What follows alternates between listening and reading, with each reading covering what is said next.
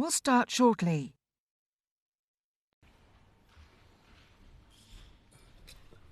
Great. Well, thank you to our distinguished panel for coming to see us today. I'll let you introduce yourselves, but this is a sort of anorak session, and you can see I'm totally overexcited about it.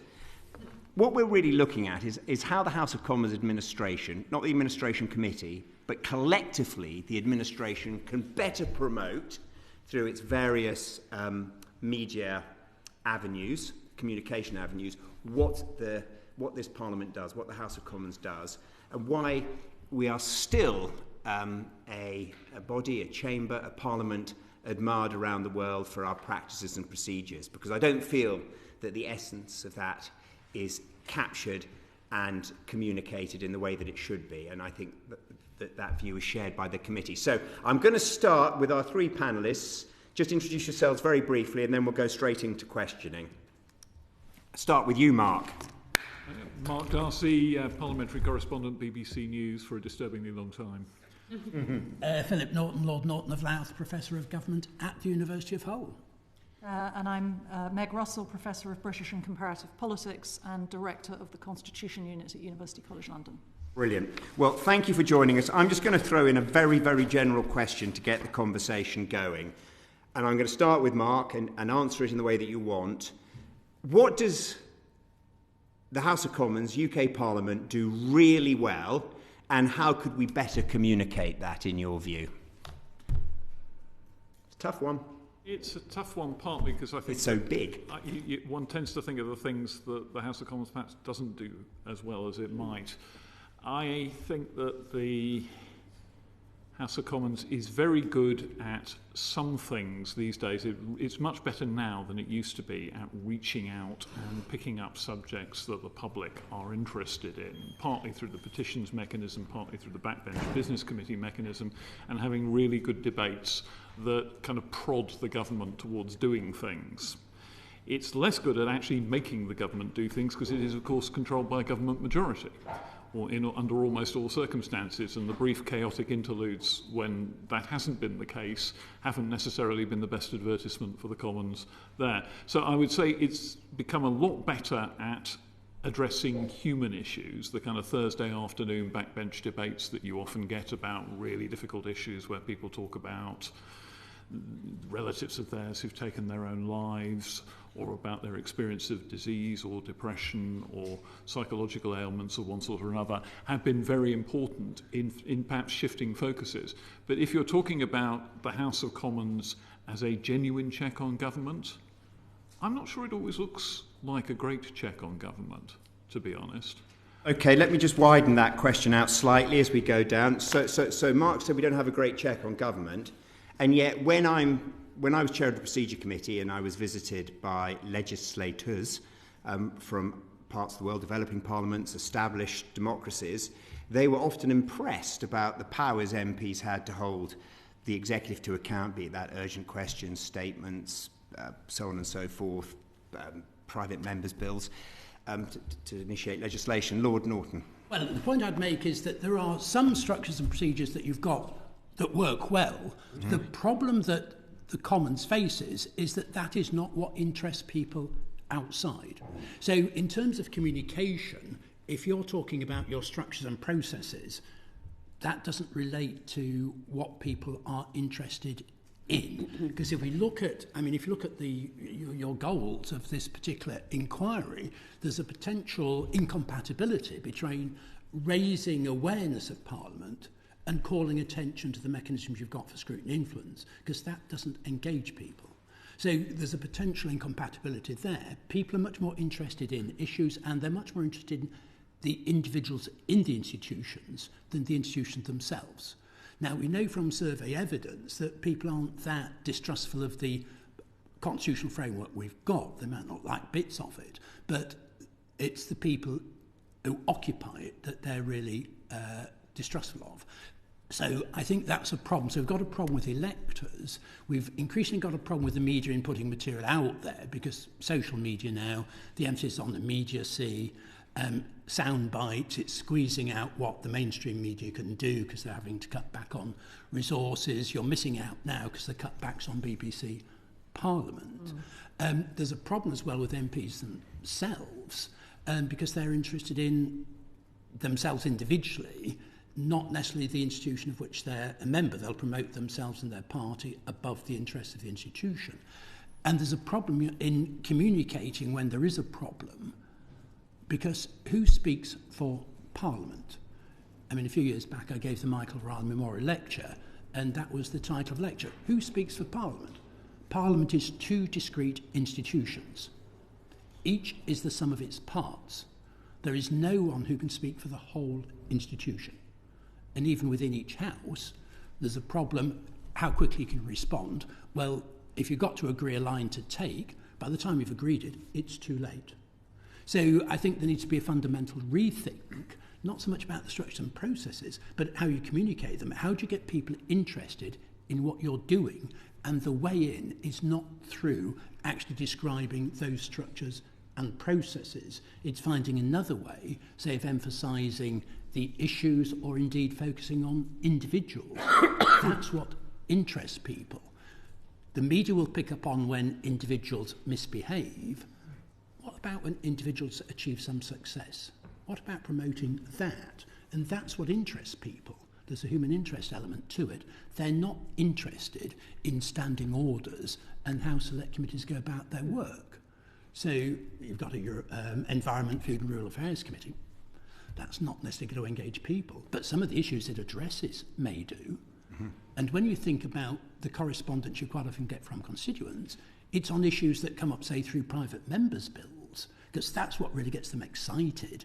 It's how you exploit that to show that Parliament's addressing issues that interest them, rather than Parliament pushing out information about the structures and the wonderful committees that it's got. Meg. That's really interesting, and I agree with all of that, really, and we may agree a dangerous amount on the panel, but I would say some other things. I mean, I think it's, there are some obvious answers to your question. What does the House of Commons do well, and how well does the administration do it at publicising it? I mean, it's a pretty uncontroversial thing to say that select committees are, seen as a high point of what the House of Commons does, and I think the administration does a lot of good work at communicating what select committees do. So that's a sort of good on both sides of the ledger. But I think when you get beyond some of those obvious things, going back to what Mark was saying about how impactful Parliament really is on government, my work, which includes quite detailed work on the legislative process, as well as on the House of Lords, which we're primarily not talking about today, but the legislative process in both chambers, suggests that actually Parliament is more influential than it's often given credit for. And I would point to two things which are both quite challenging for communication for the administration, one of which Philip has recently turned his attention to in his writing, which is that a lot of influence goes on behind the scenes. There are lots of places in Parliament where things are transcribed, where things are broadcast, but a lot of the real influence goes on in meetings between members and ministers, persuading people and so on, with the public record not entirely capturing that influence. And then the other thing, which is very subtle, is that some of the things that Parliament does on the public record are not decision-making activities, but they're enormously important for holding the government to account. So things like, if you talk to any member of the public, and if I talk to my students about what they know about what goes on in Parliament, they'll all say Prime Minister's question time, and then they'll all grumble about Prime Minister's question time. They don't know about departmental question times. And in departmental question times, and when ministers are presenting bills, and in backbench debates and opposition days, and in all sorts of stuff that goes on in the chamber and committees, the very fact that the government is being held to account in a public place and having to explain itself is enormously important. And my work talking, and you'll all be familiar with this, you talk to ministers or people who have been ministers, and they talk about the amount of work that they have to put into thinking things through before appearing in front of Parliament. Therefore, Parliament has a deterrent effect. We call this the power of exposure, the power of anticipated reactions. So Parliament, I think, is really important in these ways, but they're not very visible. They're difficult to communicate. And when you set that against the way that, I hate to say it, many MPs talk about Parliament, I mean, government and opposition tend to be united in saying that Parliament doesn't matter. The government wants to pretend that Parliament hasn't won things from it. The opposition wants to pretend or actually genuinely believes that it hasn't won anything from government. So you've got both sides of a natural political divide saying, oh, Parliament doesn't really matter very much. But actually, I would argue that it does. And that actually, as Philip said, who speaks for Parliament? I think maybe beyond the administration, we need to think about how members communicate the importance of what Parliament does collectively, because of course this is by its nature a divided place into, it's not just government opposition, it's obviously different parties. But to what extent do members concentrate on celebrating the achievements of Parliament as a collective institution? I think the speakers of both houses do that quite a lot, but I think members could do it rather more. As I say to my children, this wonderful country didn't happen by accident. It's shaped by the laws that came out of Parliament over centuries. Right, Giles. Thank you, Chair. Yes, what you were saying, Philip, was very, very interesting. We do put it all out there. Here we are in a public meeting. This will be available, will be online, but people, and I'm also on the DCMS committee, which is meeting tomorrow morning, and we're talking to ITV, and I'll bet you we get more people watching that. But it fascinates me because it's all available, and I feel that we should somehow flag it. The media, as you quite rightly say, are only interested when we're having a go at each other, and there's a bit of argy-bargy going on, because it's sexy and it's exciting and all of that. But actually, a lot of the times in the committee rooms, we agree with each other, and it's kind of boring, really, but it's really important. I think Parliament, Meg was just saying, Parliament is sort of, if you like, set upon by both sides of the House. But actually, Parliament does work, and we should make sure that people see that it works. And every time there's an imbalance and something goes wrong, Parliament brings it back, and it's an incredibly successful institution. And I think somehow we need to look at ways of highlighting what we in this committee are doing. And how would you think we could do that? Can I just put that to Mark first? No, Mark, yes, put it to Mark. Yes, sorry. You've made, and I mean this to celebrate your work, you've made your career looking at the boring but important stuff, the engine room of Parliament, but you have, and you've done it really well, and you've made it interesting. Just can you start off by answering Giles's question, then we'll take it down the line. Thank you. I think, Mr. Wakeling, you're right that there's an awful lot of stuff that goes on, particularly in committees, and the committees are one of the more attractive phases of Parliament because it isn't the bear garden of some of the sort of full-on Commons confrontations, and a good committee has members from different sides working together, perhaps different people in the lead for different things, and it's a much more cooperative image, and it looks a lot more like what people experience outside, in the outside world when they're working together, than a lot of what goes on in the chamber.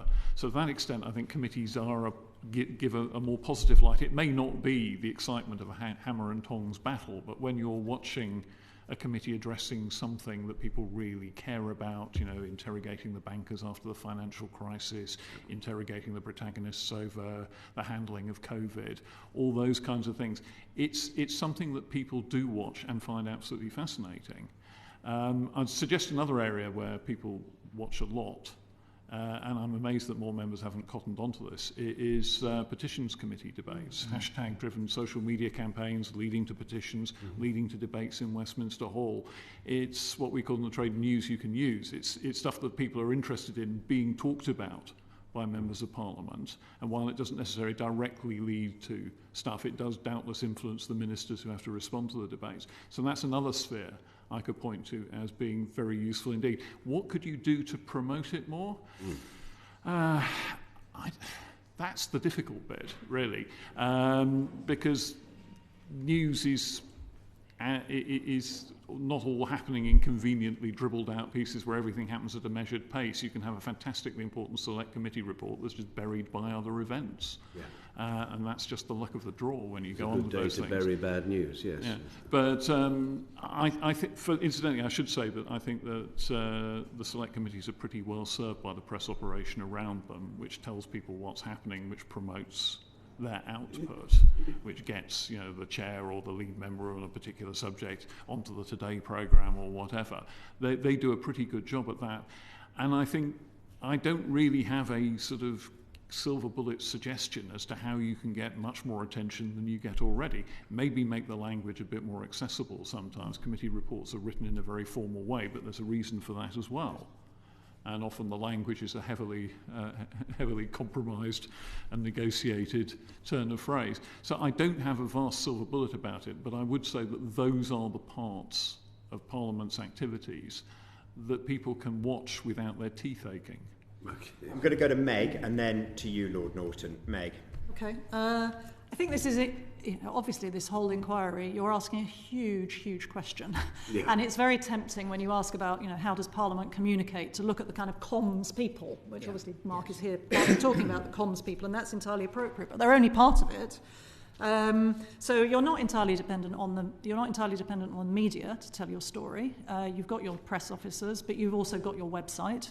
You've got social media and so on, which is part of the direct comms side, obviously. And going back to things you're doing well, I think things like committee reports that have been mentioned, House of Commons library briefings and so on, which aren't primarily about comms. They initially, of course, existed behind the scenes for members only until everything went online, and now we've all got them, and they are probably not part of the comms strategy, but they're a fantastic resource that helps people understand what's going on in Parliament. You've got individual MPs communicating things as well.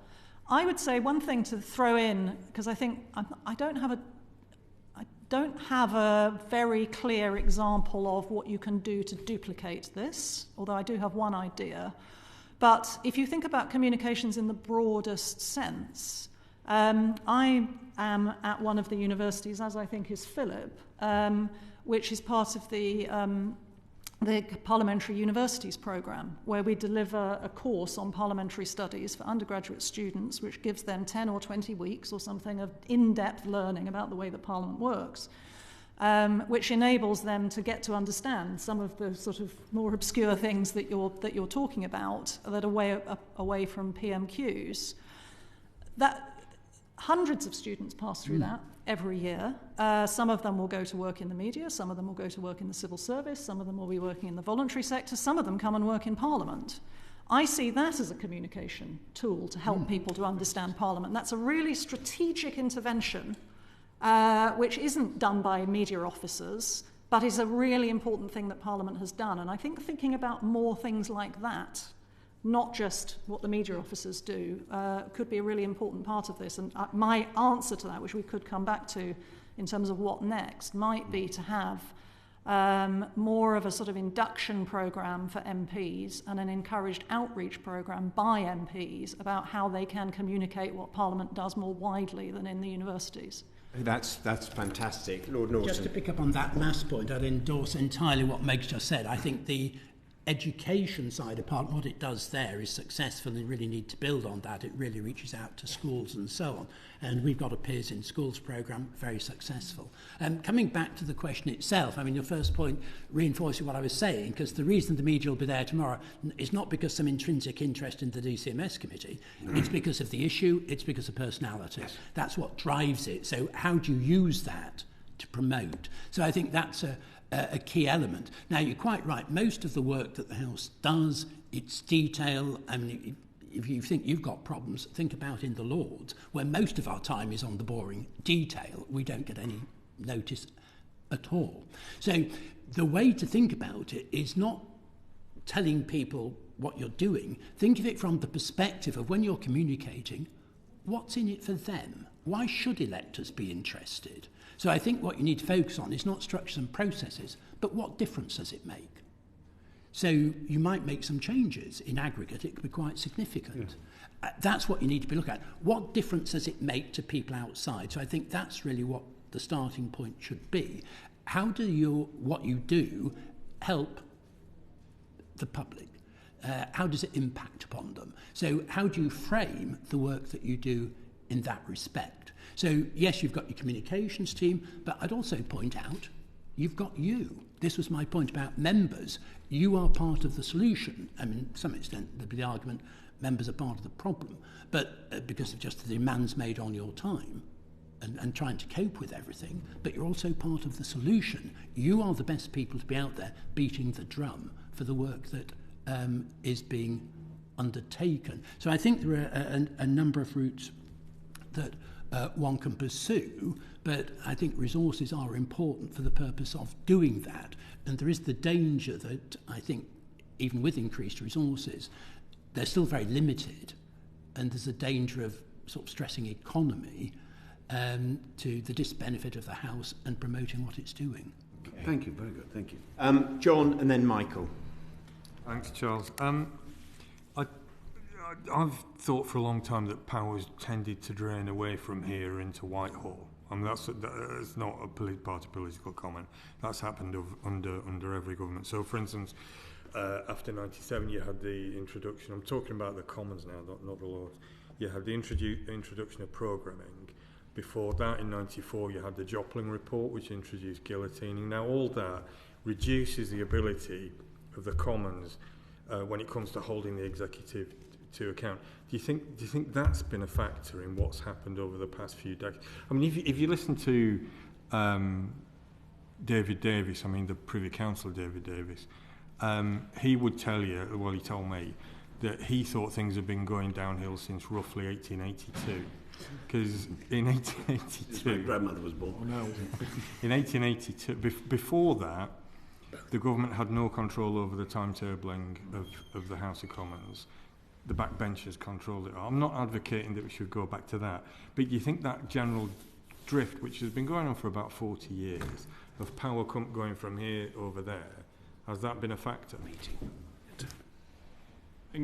I think, and this is, of course, incidentally, I should emphasise a personal opinion, there is a bit of a weariness about when there's a lot of kerfuffle in Parliament and then nothing actually happens, because Parliament doesn't seem to be able to get a grip on things, particularly the Commons. So that changes when a government doesn't have a majority. So power shifted dramatically back to the floor of the House of Commons after the 2017 election, for example, for quite a long time. They didn't necessarily manage to establish a majority for anything else, but they certainly made the then government's life extremely difficult for a couple of years. So in circumstances where you have a very tightly balanced House of Commons, then there is genuine power in the chamber. But when there's a nice big comfortable government majority, to the extent where a government can shrug off rebellions on its own side, then governments pretty much get their way in the House of Commons, and then the House of Lords becomes the major check on what goes on in Parliament. And the House of Lords, as Lord Norton's been observing, is not a heavily scrutinised chamber a lot of the time. And when they make really quite substantial changes to legislation, and then the Commons bats them back with a flip of the wrist after a 45-minute debate, it strikes me that you're seeing the kind of power imbalance made flesh, really. There's only a part of Parliament that seems to be both willing and able to do things that a government doesn't want it to do, and it's quickly and swiftly overridden. Could I provide a slightly different perspective? Because, I mean, don't put yourselves down. Yes, since the Balfour reforms of 1902, the Commons has been very limited, the government's in the driving seat, and there is the view that over the past 40 years the position's exacerbated. I tend to hear that quite a bit from colleagues in the Lords or ex-MPs. But in fact, there's also a counterbalancing aspect to it. Don't forget you've had the introduction of departmental select committees, public bill committees are improvement on standing committees. You've now got the petitions committee, which is linking more with people outside. MPs themselves are more independent in their behaviour than before over the past 30, 40 years. Significant increase in voting independence. You're better informed in terms of material coming in. You're better resourced compared with members before. So, and sometimes you've been able to engage in pre-legislative scrutiny, which has made a difference. I mean, there's a case for expanding that significantly, quite a significant case for post-legislative scrutiny. But there have been countervailing pressures which have actually strengthened the House. So I think a lot depends on members actually utilising the opportunities that you've got. And the other change, I suppose, which has been significant is the willingness of the Speaker to grant urgent questions and call ministers in to face questioning. So it's not a one-sided direction of travel. So I think members could do a lot to exploit what they've already got. I'd like to see it built on and more changes made that would enable you to really scrutinise. And so the point is, and I'm just going to bring Megan, we're not passive observers to this. Parliament has powers, we utilise powers, and the public is probably not so well aware of those powers because clearly, as you've alluded to, Mark and others, they prefer naturally the sort of scandal and the excitement as opposed to the grind, the coal-face work day in and day out. And don't forget you can achieve change yourself in terms of structures and processes. It's not just affecting government and decisions they take. Where did departmental select committees come from? It wasn't the government. It was a report from a procedure committee, pressure in the House itself. I mean, the Cabinet wasn't that well disposed, and Margaret Thatcher put in a memo against introducing them, but the Cabinet wasn't prepared to stand up to an assertive House. That's how you got departmental select committees. The Petitions Committee wasn't how the government envisaged it. The Petitions Committee was meant to be a joint enterprise between Number 10 and the House, and actually now the House entirely own the Petitions Committee in every way. But again, sorry, Meg, I'm interrupting you because you're going to answer John's question as well, then we're going to go to Michael. Well, I was going to say some very similar things to Philip, so I won't repeat them except maybe throw in the words Backbench Business Committee onto the list, which you made that you hadn't mentioned.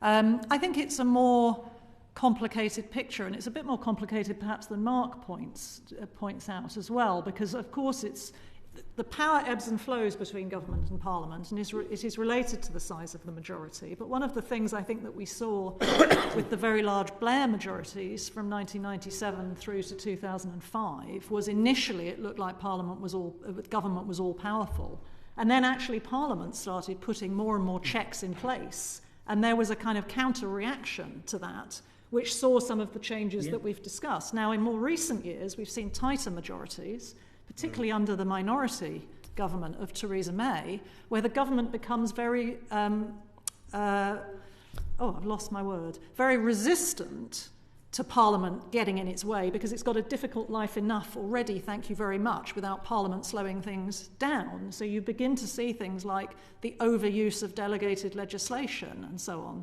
And I think in this Parliament, actually, even with a large majority, some of those things are hanging over now. We're seeing too much rushing through of primary legislation, for example, as sort of emergency measures, when they really don't have to be rushed through in that way. There should be more proper scrutiny. So it goes in both directions. There are reactions and counter-reactions. But touching on something that Charles said, which was mentioned by other speakers before, which I didn't comment on, the sort of ding-dong element of Parliament and how that's what the media like to report, and that's what the public sees very often. Of course, it's not what the public likes.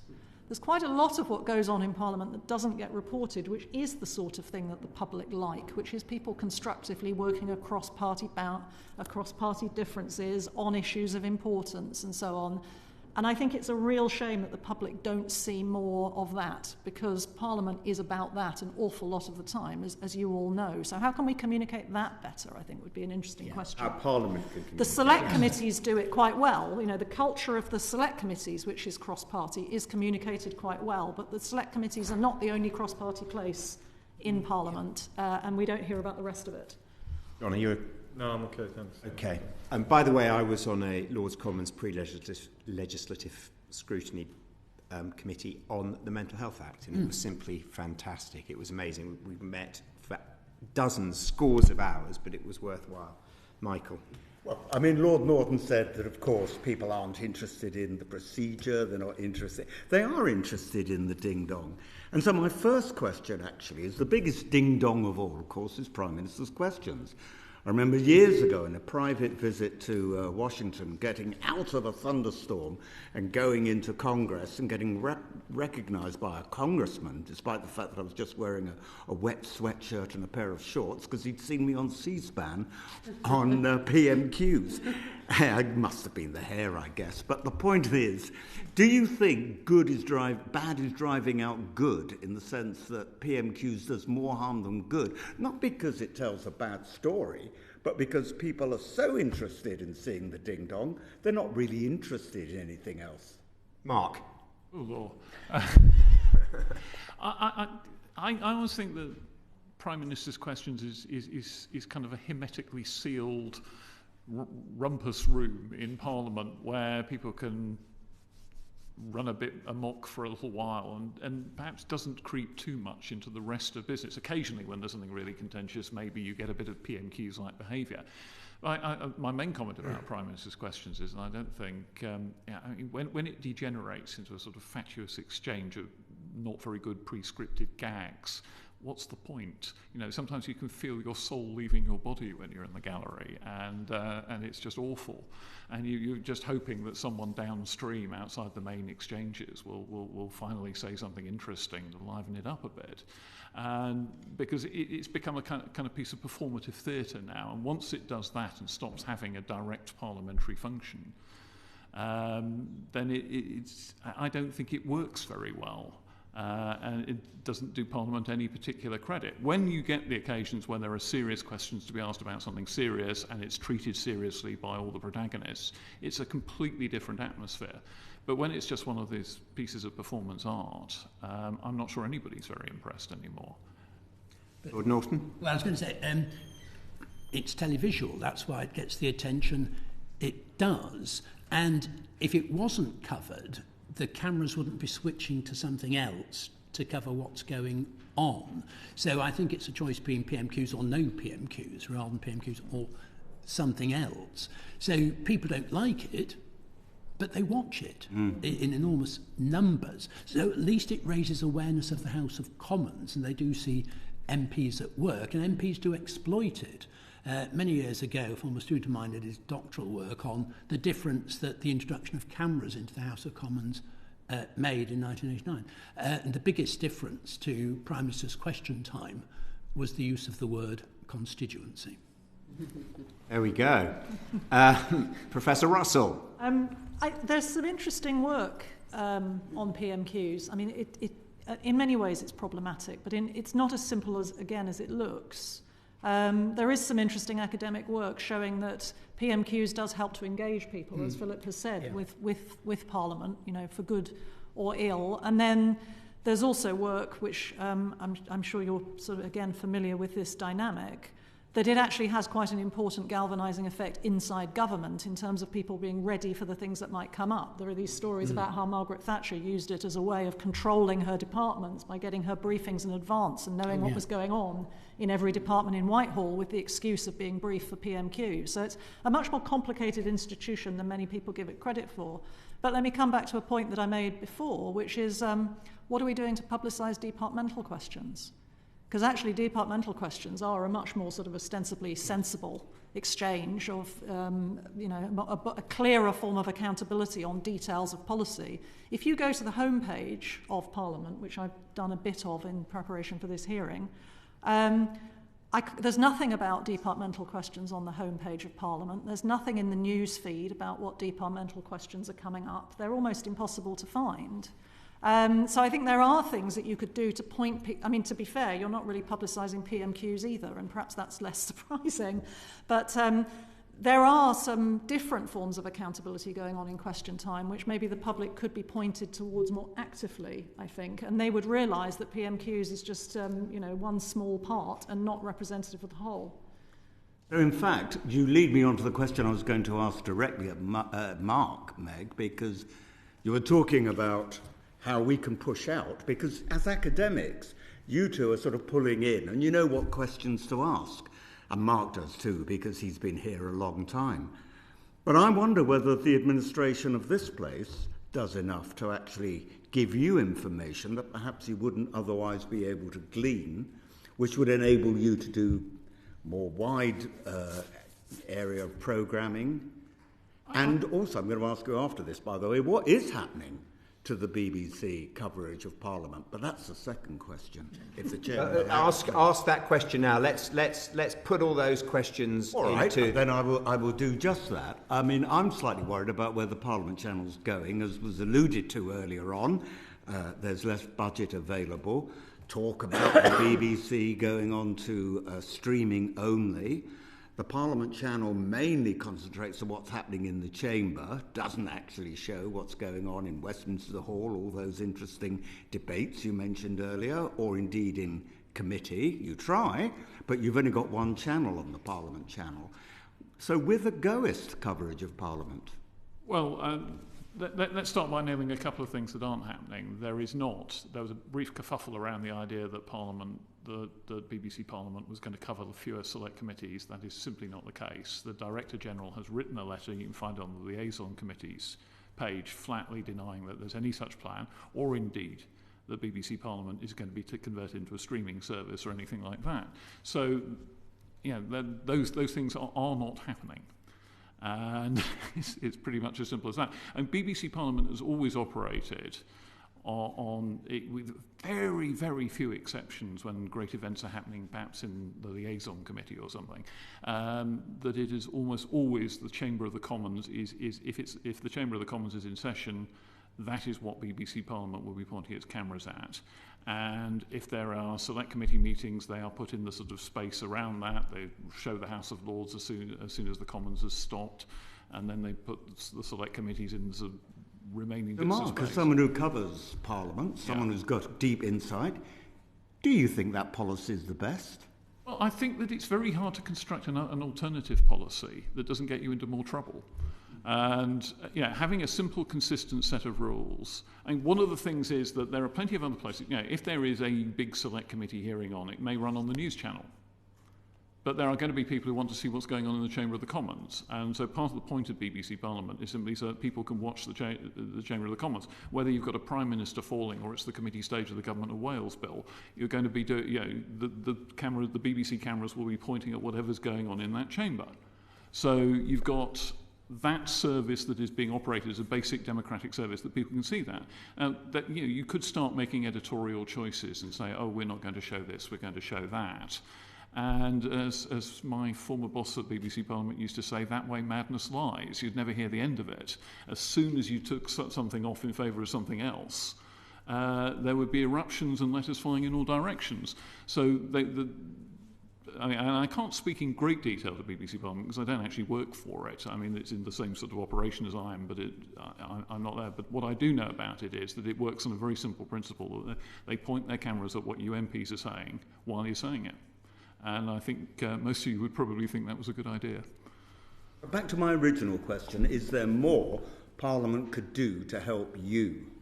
Actually, and that is addressed to all three of you, I guess. Parliament is doing an awful lot more now to help journalists both know what's going on and understand it. The clerks do a weekly procedural briefing on a Monday. There are emails that go out saying what's coming up in the select committees, what's coming up in the chamber. The petitions committee will send you an email saying this is what's going on in next week's debate. The Backbench Business Committee will do the same. So there are great efforts to explain to us what is going on all the time. And frankly, if you've got a question, you can usually find a clerk who will explain some arcane point of procedure in terms so simple that even I can understand it.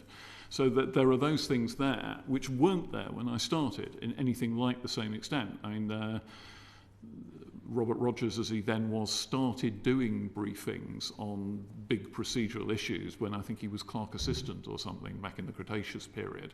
And they were incredibly helpful. And I think things began to grow a little bit from there. But there's a limit to how much the clerks and Parliament can tell journalists without starting to stray into politics. And so, you will start asking the Labour whips, for example, about what the cunning plans behind whatever Labour's motion on the opposition day is going to be. You will start asking people behind amendments what they're trying to achieve because you have to go direct to those people to do it. There's a limit to how much the institution can do without getting bogged down in the politics of what's being done. Could I deal with the BBC Parliament point and then come on to the wider, what the House could do through its own resources? Because I understand it now, BBC Parliament doesn't generate its own content and doesn't cover events in the way that it used to. And from an educational point of view, I thought those were extremely valuable, very worthwhile. It actually generated quite good viewing figures, and it was generating quite good viewing figures on very limited resources. I mean, the BBC Parliament used to be run basically by, one man and his dog, and now they've shot the dog. So there's a lot more that could be done there. On your point about what Parliament could be doing, one thing one might want to focus on is the Parliament website. There's lots of material there, invaluable, but finding it, getting down to it's another matter, because it's driven from a Parliament perspective, which is structures and processes. It's not driven by thinking about what's it matter to people outside? What drives them? Which is the issues that are coming up. So rather than going on the Parliament website and seeing immediately, these are the issues Parliament's discussing this week, these are what interests you, committees, bills, Hansard, for people like us, we know how to use it because we've used it for ages. But for anybody out there just logging on to Parliament, where do they find out about the issue that really affects them? What's key to their interests? Well, by the time they've actually started to find out, they've lost the will to live.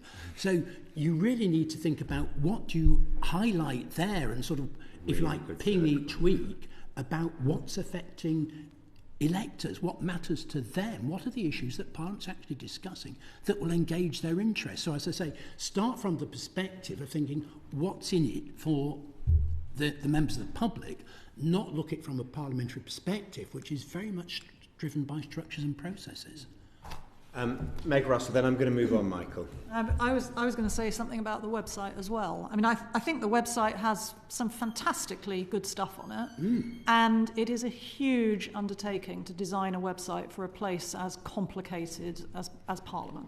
So, credit to those who work on it. I don't want to undermine, what they're doing, but I do agree with some of what Philip is saying. I mean, I said I looked at the website in preparation for this, and I thought, what would people be likely to look for? If you go to I use the website all the time, obviously as a specialist. It's not always easy to find what you want. I thought if I go to the homepage of Parliament and I want to know what government bills are in front of the Commons now, I literally don't know how to find that as a specialist, because there's a list of all bills, but they don't distinguish between which things are government bills and which things are private members' bills. And you can just about filter for what bills are in front of the Commons now, but it's an enormous list of 200 and something bills, most of which are private members' bills that haven't got a hope of anything happening. So which government bills are at what stage at the moment would be a sort of obvious thing that you might want to know from the Parliamentary website. And what private members' bills are there at what stage? Which ones have got the best chance, and where can I click to send people views about what I think, and who's sitting on the Public Bill Committee for that? Those kind of things. I think there is more that could be done. I actually think in some respects, when it comes to legislation, the House of Lords communications people are doing a rather better job than the House of Commons communications people. They seem to put a lot more focus on the legislative process. Yeah. So it might be useful to get those teams talking to each other, or have the Lords people in here. But I would come back to what I said before, just to re-emphasise, you can get stuck on focusing on the comms, but I think an awful lot of this isn't just about the comms people and what the comms people are doing, because the question of how you communicate what Parliament is doing is much bigger than that. Let me read you some words, which you'll recognise. This is a dead Parliament. It has no moral right to sit. That was a former Attorney General. If Parliament was a school, Ofsted would be shutting it down. That was the last Prime Minister but one in his Conservative Party conference speech in 2019. And we have been paralysed by a broken Parliament. That was the Conservative manifesto. Now, I'm not trying to make a party political point. I think it would be a bit hard in this instance to find voices on the other side. But those voices are very well heard. And if people are getting that message about Parliament from its most important members, it's quite hard for the comms people. I don't want to make a party political point, and pleased for my Labour colleagues, but the Leader of the Opposition, who I have huge regard for, went to Davos and said, you get stuff done here and you don't get stuff done in Parliament. Yeah. And okay, good example. I don't mean that, but that really was an upsetting thing to hear any parliamentarian say. And I did say earlier that both the government side and the opposition side and I'm not making a party political point. We so, have a duty not to Gerald Ratner did it to his company, didn't he? Yeah, it is our central democratic institution, and we ought to be teaching people how to respect it, not teaching people to think it's broken, because it's not broken, actually. Wow. Okay. Right. I'm going to bring Pauline in. Does anybody else? It's all right, because I know Pauline. we're out of time. Okay. Have I missed anything? That was really good. That exceeded all my wildest expectations. So I've got just a couple of ideas I want to put to you. So I have children. I have teenage children who go do their A-levels now at university, and they're very visual. They watch these lectures online, and I think they're called TED Talks. Is that right? I think for youngsters and for anybody accessing our procedures, it'd be quite nice to have a video, I don't think it exists, of what is an urgent question, and somebody engaging and enthusiastically describing what an urgent question is.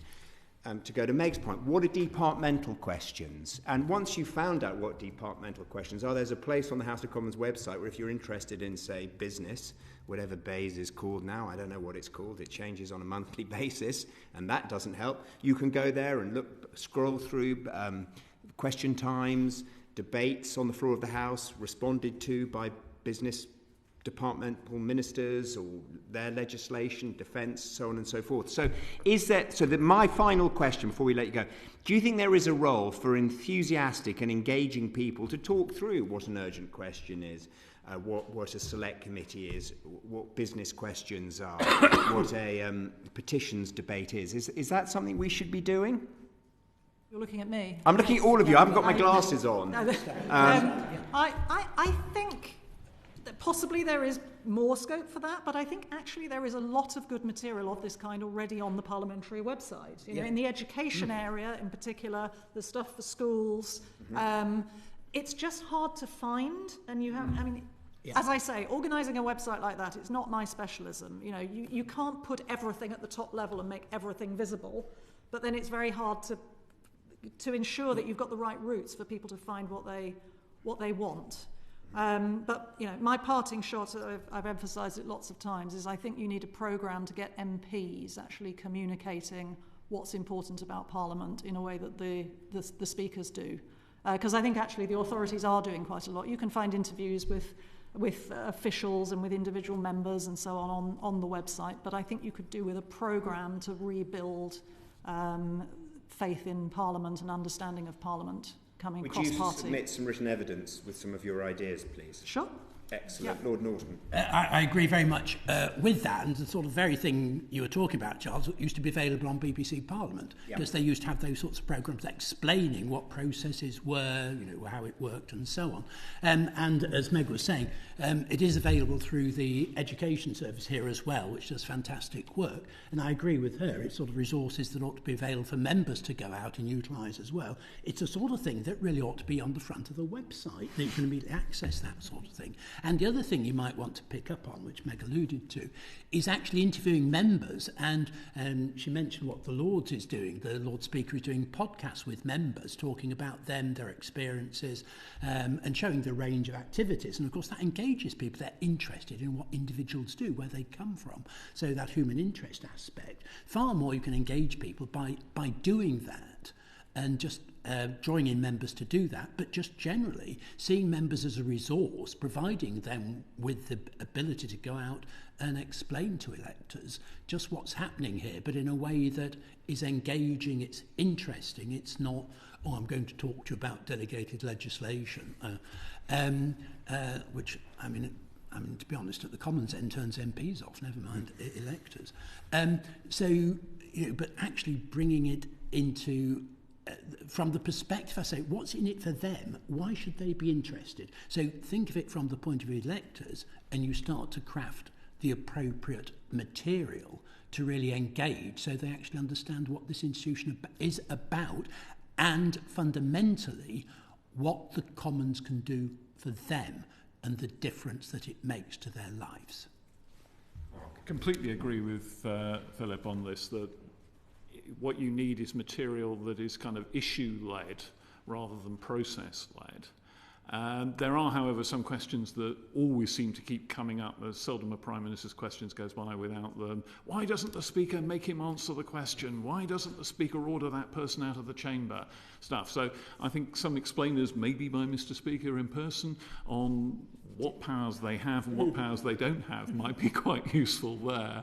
And just give people a taste of how the place actually works so that they can understand at least those points about it. No one's talking about getting into the weeds of standing orders in any great detail, but just understanding that the Speaker doesn't necessarily have the powers of a football referee, for example, might be quite useful.